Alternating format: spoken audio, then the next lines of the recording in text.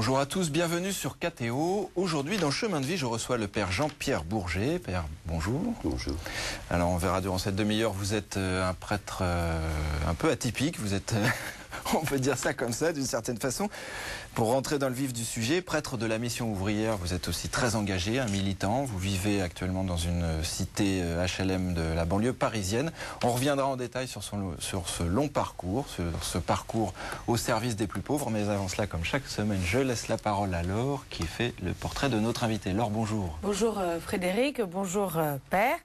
Alors si je devais vous résumer en 2 mots, je dirais charité et pauvreté, car vous êtes devenu prêtre pour aider les autres, mais surtout pour être au plus près des pauvres. Vous êtes né en 1944 dans une famille de la région nantaise. Vos parents sont tous les 2 coiffeurs, mais surtout des catholiques pratiquants et très engagés dans la JAC, la jeunesse agricole chrétienne. Et c'est d'eux d'ailleurs que vous tenez cette envie d'aider les autres. Élevé donc dans cet environnement pieux, c'est jeune, à 12 ans, que vous posez la question de la prêtrise, car cette vie de prêtre vous attire, mais surtout parce que la charité est vitale pour vous. Du coup, après votre bac, vous entrez directement au séminaire pour être ordonné à Créteil en 1976. Vous avez alors...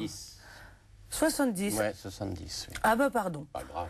Votre première mission sera donc d'être prêtre à Orly, dans une paroisse, sans pour autant, nous l'avons bien compris, oublier l'action catholique.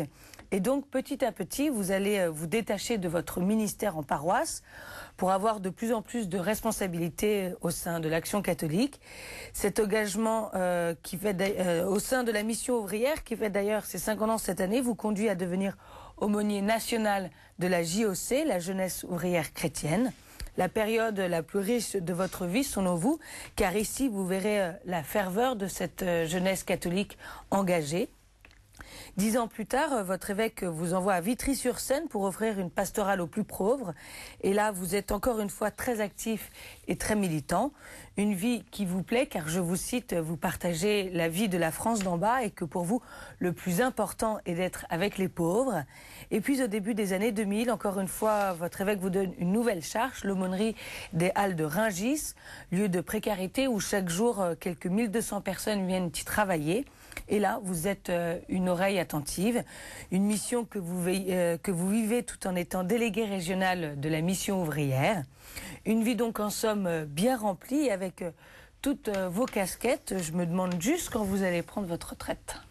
Ah, mais ça dépend pas de moi, la retraite. On est prêtre toute sa vie. Hein, jusqu'au terme de sa vie où il y a un moment, merci beaucoup Laure, où il y a un moment où on se dit il faut lever le pied un petit peu parce oui, que là, c'est ça. On peut lever le pied parce qu'il y a la fatigue, parce que les ministères changent, mais le ministère presbytéral nous est confié pour toute notre vie, bien sûr. J'espère. Mais c'est vrai que vous semblez vivre un peu à 100 à l'heure. Il y a Rungis, il y a la JOC. Tout à l'heure, vous avez une réunion à Saint-Denis. Vous courez un peu partout.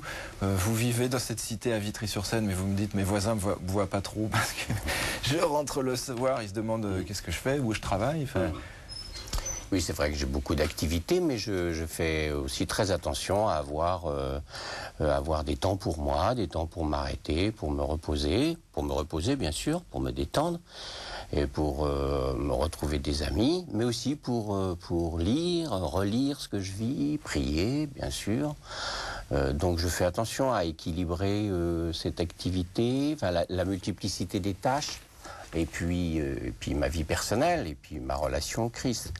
Ça, c'est important, la relation au Christ, parce que c'est vrai que souvent, on a l'image un petit peu caricaturale, hein, certes, de l'action catholique et puis de la mission ouvrière comme étant des chrétiens très engagés et qui parfois en oublient un petit peu les fondamentaux. Alors c'est de la provocation. Parce que pour les militants que je côtoie, et puis pour moi aussi, je suis construit comme ça, la vie avec les autres, le partage avec les autres, c'est le lieu de la rencontre avec le Christ.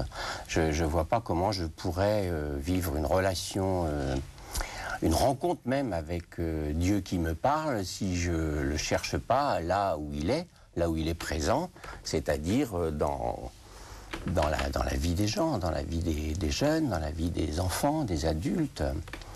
La vie, c'est le livre par lequel Dieu se fait connaître à nous, c'est ça ma conviction.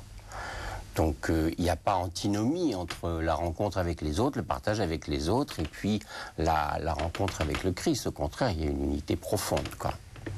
Bah écoutez, on va découvrir la première photo que vous avez apportée. Il s'agit d'une sorte de paysage de votre enfance, c'est la Loire, là où vous avez grandi. Pourquoi vous avez tenu à apporter cette photo? Là, ce sont vos racines, c'est là que vous avez tout appris. J'ai pris cette photo-là parce qu'elle est symbolique. Elle est symbolique de ce qui m'a fabriqué. Donc j'ai été fabriqué par une famille, dans un milieu culturel qui est... Parents très engagés, ouais, voilà, on le disait à la Jacques. Comme on le disait dans le portrait, oui. Généreux, humanistes, qui ont toujours été un peu à l'invention de chemins nouveaux. Mon père, il a créé, dans le canton où nous habitions, il a créé les premiers centres de loisirs, pour que les enfants, ils aient des loisirs, ils puissent sortir, ils puissent se retrouver, ils puissent avoir des activités. Enfin bon, je prends ça comme exemple. C'est vos parents, enfin cet humanisme, cette activité de militants engagés qui vous ont construit? Bah oui, enfin j'ai été fabriqué par... Voilà, j'ai été fabriqué par ça, oui. Je pense qu'ils sont... Mais je dirais la même chose pour mes frères et sœurs, même si mes frères et sœurs ne sont pas croyants. Ils sont fabriqués aussi de la même pâte, c'est-à-dire... la place des autres, le sens des autres, les autres sont au centre, quoi. C'est-à-dire de penser que le monde, il est jamais totalement terminé, qu'il faut travailler à sa construction pour qu'il s'améliore, pour que ça soit mieux, pour qu'il y ait plus de fraternité. Enfin, voilà, donc c'est de cette patte-là que j'ai été fait, et c'est... Cette patte-là, c'est vraiment, c'est une forme de... C'est très physique. Ouais. Et d'ailleurs, je dirais que c'est ce qui m'a fait, et c'est ce qui continue à me faire. J'aime bien retourner là-bas, me promener au bord de la Loire, faire du vélo sur les bords de Loire, revoir ma famille, mes cousins, cousines, et ma mère qui est toujours là-bas. Enfin... La Loire aussi, il y a toute une mythologie autour de la Loire, un fleuve... Et le long fleuve tranquille, mais qui cache aussi ses dangers, qui cache ses risques. C'est un fleuve qu'on a... Qui n'est pas navigable aussi. Oui, qui n'est pas vraiment navigable, que des fois on a peur d'abîmer, qu'on a voulu dompter mais qui est indomptable. C'est un peu un fleuve nourricier aussi, que parfois les hommes abîment, mais qui pour l'instant reste un fleuve sauvage. Vous faites votre portrait là un petit peu, qu'on a voulu dompter mais qui n'est pas... Peut-être, oui, sans doute que j'ai en moi un côté rebelle, oui, sans doute, oui, et peut-être que ça vient de là, pas seulement de la Loire, parce que la Loire, ça n'est qu'un fleuve, mais enfin de l'esprit qui habite cette région-là. On le sait, c'est les régions de l'Ouest qui a formé des générations et des générations d'hommes et de femmes militants, humanistes, des gens de qualité. Ben, on va découvrir la deuxième photo. Alors là, on fait un bond dans le temps. On est dans les années 90. C'est une jeune fille qui s'appelle Isabelle. Voilà. Mais peu importe son nom à la limite. Elle est plutôt là pour symboliser votre engagement au sein de la JOC, à l'époque où vous étiez responsable national. Pourquoi avoir choisi cette photo? Oui, voilà. Alors pas seulement au moment où j'étais responsable national. J'ai été appelé à un moment à servir la JOC au niveau national. Mais la JOC a toujours fait partie de ma vie de prêtre, dès le début et jusqu'à maintenant. La JOC, c'est-à-dire, c'est pas la boutique de la JOC, mais c'est le service des jeunes eux-mêmes, notamment des jeunes des milieux populaires, des jeunes, qu'ils soient travailleurs, chômeurs, étudiants, etc., les jeunes des milieux ouvriers, des milieux populaires. Ma vie de prêtre a toujours été engagée avec eux, et j'ai toujours, et je continue à avoir toujours beaucoup de bonheur à accompagner leur vie, accompagner leur chemin, accompagner leurs découvertes, accompagner leurs projets de vie. Alors la JOC, c'est un outil auquel je crois beaucoup, un outil que je trouve formidable par sa pédagogie, avec l'entre-eux, par eux, pour eux.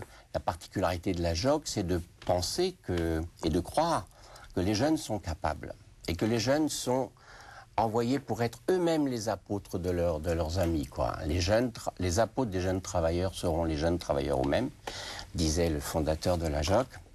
Donc voilà, j'aime beaucoup ce mouvement et j'ai été amené, Oui, Laure le disait dans son portrait, c'est une période très riche de votre vie, voilà, une période qui a duré une dizaine d'années. Il m'est arrivé cette chose incroyable qu'un jour, on m'a appelé à devenir aumônier national de ce mouvement, donc à servir le mouvement à un autre niveau que sur le terrain, mais sur un autre terrain, donc accompagner les jeunes qui font le choix d'être permanents et qui constituent l'équipe nationale du mouvement. Mais qu'est-ce qui vous plaisait? Parce qu'on pourrait imaginer, en dehors, j'imagine que c'est très intéressant de faire de la gestion humaine, d'organiser, de monter des projets.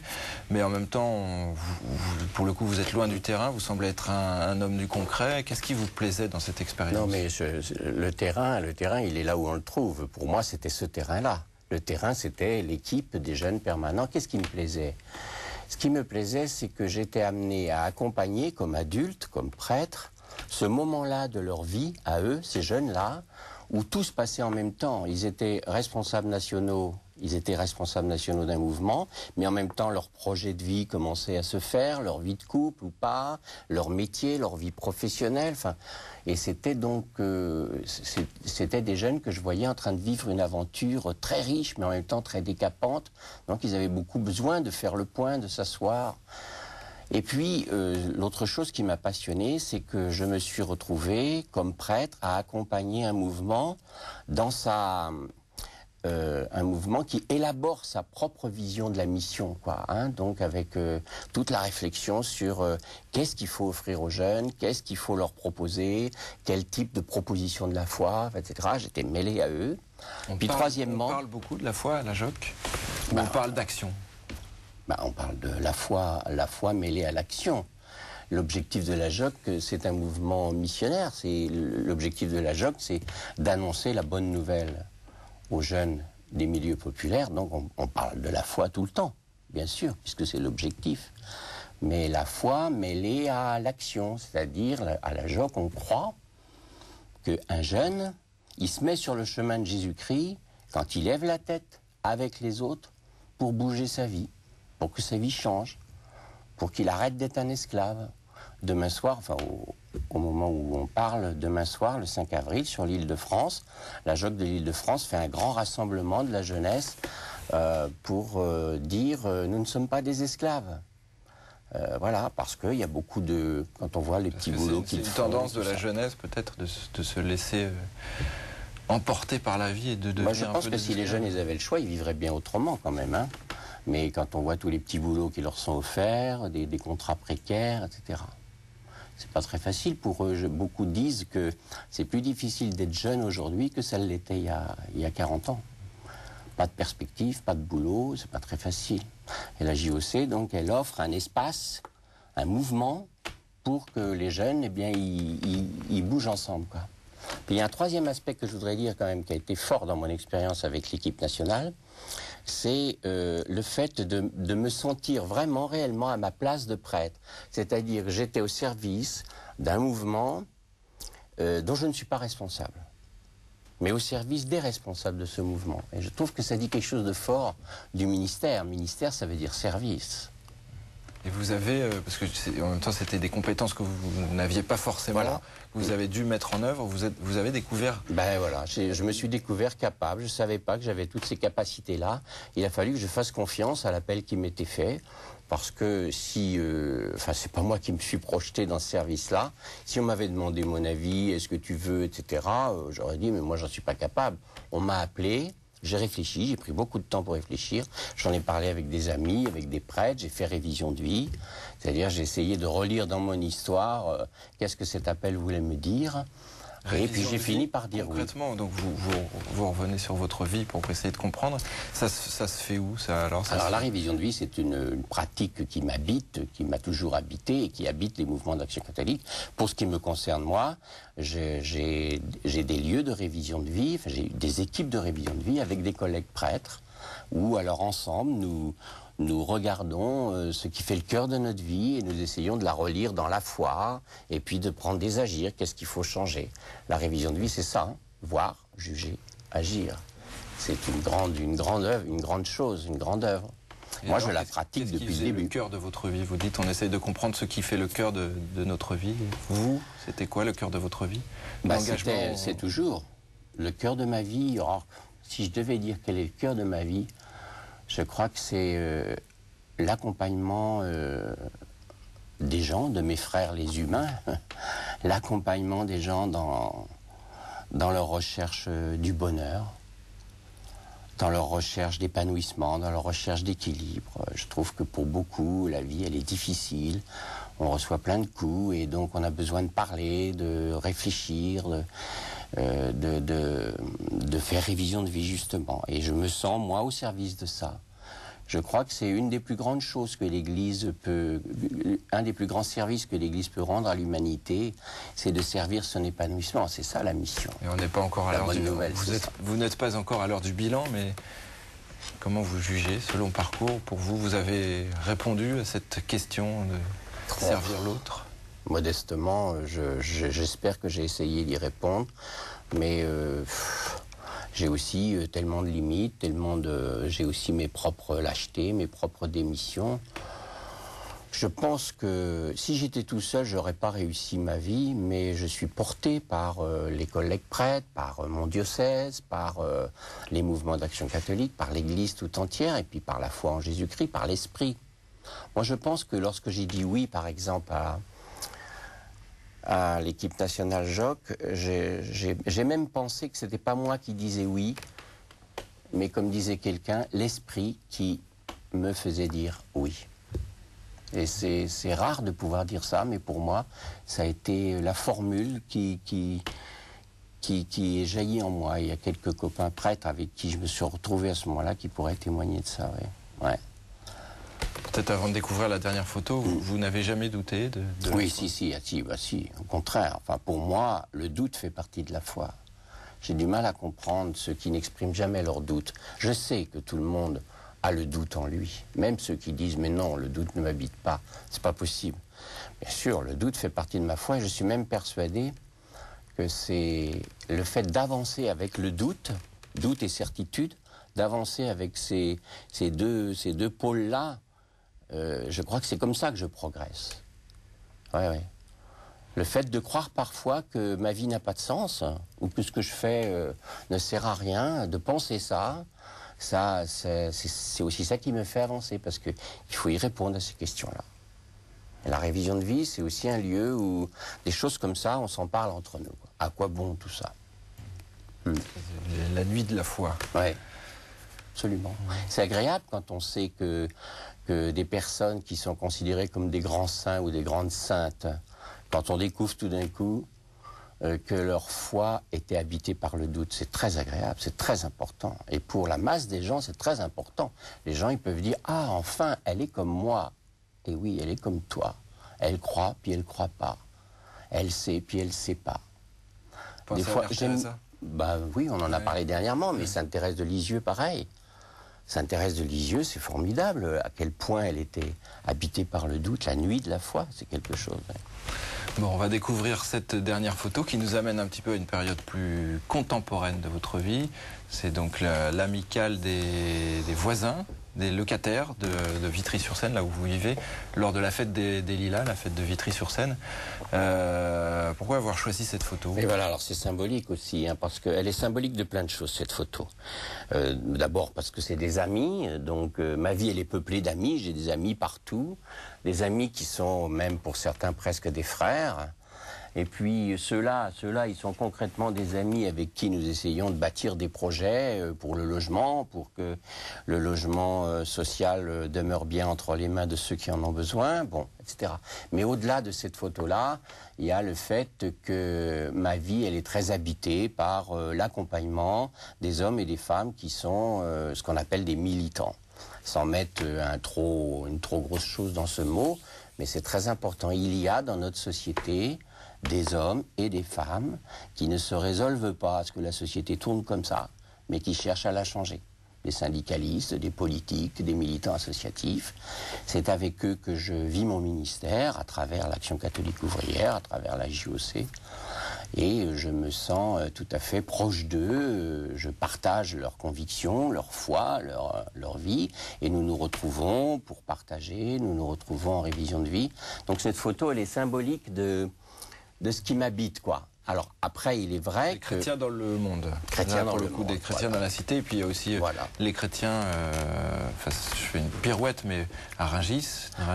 C'est 12 000 personnes qui viennent travailler. Rungis, c'est un petit peu différent, puisque donc c'est une mission, comme a dit la présentatrice là, c'est une mission qui m'a été donnée par l'évêque. L'évêque de Créteil a fait ce choix d'envoyer un prêtre pour être attentif à ce lieu de son diocèse qui est très important, où il n'y a pas 1200 comme elle a dit, mais 12 000 personnes qui viennent travailler tous les jours. C'est comme une ville, sans compter tout ce qu'il y a autour. Et donc la mission qu'il me donne, eh bien, c'est d'essayer de rejoindre les chrétiens qui y travaillent, de chercher avec eux à créer des liens et des espaces pour partager sur le lien entre la foi et la vie professionnelle, et puis peut-être, pourquoi pas, un jour créer des communautés. On ne sait pas, on n'en est pas encore là. Mais c'est important, enfin pour l'évêque et pour vous, j'imagine que des chrétiens soient rejoints dans cette partie-là de leur vie, bien sûr. Sur le lieu de travail, que les chrétiens ne soient pas décontextualisés, que ce ne soit pas simplement le dimanche, en gros. Je crois, d'abord, c'est important pour les gens qui sont rejoints et qui vont l'être, mais c'est aussi important comme signification. Je pense que l'Église, le diocèse, à travers la décision de son évêque, dit, ben moi, je souhaite être proche de cette partie-là de la vie des gens, sur ce lieu-là. Je trouve que c'est très, très significatif, très évangélique, quoi. C'est un choix qu'a fait l'évêque et un appel qui, pour moi, m'a rempli de fierté. J'étais très fier d'avoir cette mission. J'étais très heureux et très fier, même si c'est une mission très difficile à remplir. Pourquoi difficile? Parce que c'est 12 000 personnes et que c'est difficile aussi de vous faire connaître. Parce que c'est difficile de rejoindre les gens, parce que la vie, les horaires sont très très très compliqués. Beaucoup de travail la nuit. Alors quand est-ce qu'on peut dire on va se voir à telle ou telle heure? C'est très difficile, parce que c'est un lieu de très grande précarité. Donc les gens sont sur des emplois très précaires. Donc ils sont là, ils sont plus là. C'est des emplois très très temporaires. Voilà, et puis peut-être aussi qu'il y a des gens qui ne voient pas forcément l'intérêt d'être rejoints sur leur lieu de travail. Donc il y a toutes ces questions-là. Mais donc c'est difficile pour vous de trouver votre place, finalement? Ouais, c'est difficile, de trouver ma place, puis surtout je suis un peu comme à la pêche à la ligne, c'est-à-dire, c'est l'un après l'autre, quoi. Hein. C'est pas la pêche miraculeuse de l'Évangile. C'est l'un après l'autre. Actuellement, il y a 5-6 personnes qui sont intéressées par le projet. Et tout à l'heure, sur mon portable, j'avais le coup de fil d'une Catherine. Si elle regarde l'émission, elle se reconnaîtra. Catherine, que je connais pas, qui m'a dit, voilà, Pierre, on travaille dans la même entreprise. Il m'a dit qu'il y avait ça. J'aimerais bien venir te voir. Elle me tutoie tout de suite. Donc, on se verra vendredi prochain. Mais elle commence qu'à 12h30, donc il faudra que je prenne un rendez-vous au moment où elle commence son travail, quoi. C'est comme ça que ça se passe. Là, c'est quoi, là?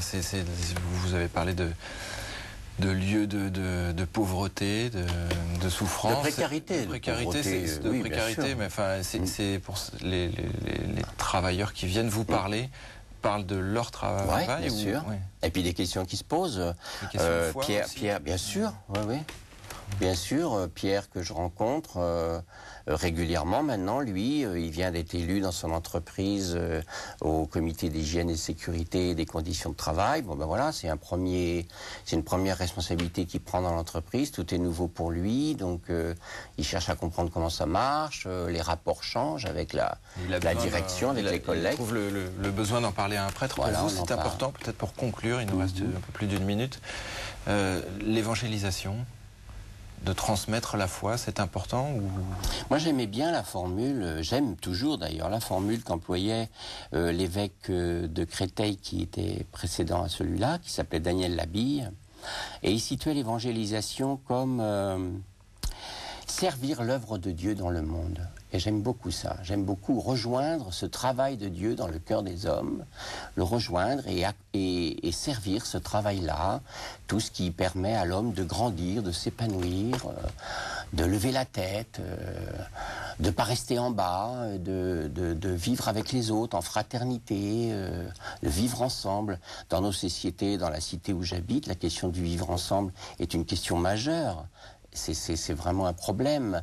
Et je pense que l'Église et tous les baptisés, ils ont toute leur place à prendre pour travailler à se vivre ensemble. C'est un témoignage de foi plutôt qu'une volonté de convertir. C'est pas qu'un témoignage, c'est aussi une action. Oui, un témoignage dans l'action, mais ouais. plus ce témoignage dans l'action plutôt que la volonté de convertir. Mais convertir à quoi? Et si on se convertit ensemble à cette fraternité que Dieu veut, voilà, et puis peut-être que Dieu se révélera aussi dans ce travail-là. J'en suis sûr, j'en suis persuadé, ça a déjà existé. Voilà, c'est ça ce qu'on appelle le royaume aussi, hein, donc rejoindre le travail de l'esprit dans le cœur des hommes, dans le monde, ça veut dire qu'on croit qu'il existe, qu'il est à l'œuvre. Bon, Père, merci beaucoup. On va conclure sur ces mots. Merci pour votre témoignage. En tout cas, bon courage pour la suite. Merci. Et puis, quant à nous, on se retrouve la semaine prochaine avec un nouvel invité. Bonne semaine à tous sur KTO et à très bientôt. Au revoir.